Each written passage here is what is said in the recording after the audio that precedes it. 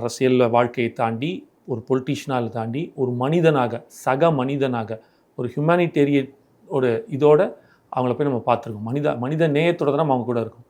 நாங்களும் ஒரு 3 நாள் அங்கே இருந்தோம். அவங்க கூட உட்காந்து பேசினோம். ஒரு வீட்டுக்கும் போனோம். எல்லார்கிட்டையும் பேசினோம். அவங்களோட அந்த துயரத்தில் கலந்துக்கிட்டோம். மனம் விட்டு கேட்டோம் நிறையா விஷயங்கள். அவங்களும் சொன்னாங்க நிறையா.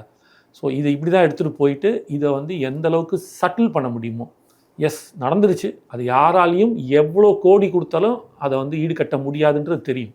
இருந்தாலும் அதுக்கு நம்ம காரணம் இல்லைன்னாலும் ஏதோ ஒரு இடத்துல நம்ம மூலமாகவே இது நடந்துச்சேன்ற ஒரு வழி நமக்கு இருக்குது.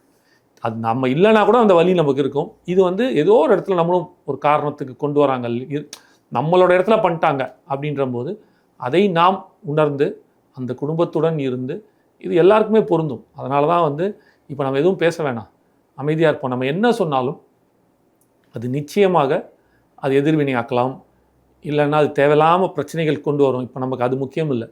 யார் என்ன இழிவுபடுத்தினாலும் என்ன தவறாக சொன்னாலும் எப்படி போனாலும் போட்டோம். இப்போ நம்மளோட முக்கியம் ஒரு மனித நேயத்தோட நாம் அந்த குடும்பத்தோடு நிற்கணும் அப்படின்றது தான் ஒரு மைண்ட் செட். எல்லாருக்குமே அந்த மைண்ட் செட்டில் தான் இருந்தோம். அதனால தான் பேசலை ஃபஸ்ட்டு.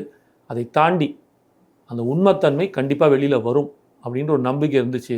ஜனநாயகத்து மேலே நம்பிக்கை இருக்குது, நீதிமன்றத்து மேலே நம்பிக்கை இருக்குது. அதனால் அதற்கான ப்ராசஸும் சைமல்டேனியஸாக நடக்கும்போது இப்போ நாங்கள் பேசும்போது ஒரு ஆத்தென்டிகேஷன் இருக்கும், அது ஒரு உண்மைத்தன்மை புரியும், அதில் இருக்கிற அந்த ஒரு போல்ட்னஸ் தெரியும். நான் என்ன தான் பேசியிருந்தாலும் அப்போது பேசுகிற மனநிலையில் இல்லை சுத்தமாக, வந்தாலும் எங்களால் பெருசாக பேசியிருக்க முடியாது. இருந்தாலும் அது ஏதோ ஒரு காரணத்துக்கு. ஆனால் இன்றைக்கி நம்ம சொல்லும்போது மக்கள் நம்பகத்தன்மை ஏறுது. கரெக்டுப்பா, உச்சநீதிமன்றமே சொல்லியிருக்கா, இந்த பையனை இதான் சொல்கிறான் அப்படின்னு வரும் இல்லையா? அதுக்கான ஒரு கால நேரம். Silence is the most powerful weapon சொல்லுவாங்க. உலகத்திலேயே அமைதி போல் ஒரு இது போல் ஒரு பவர்ஃபுல்லான விஷயம் எதுவுமே கிடையாது. அந்த அஹிம்சாயும் அந்த சைலன்ஸையும் தான் நாங்கள் முதல்ல கையை பிடிச்சோம்.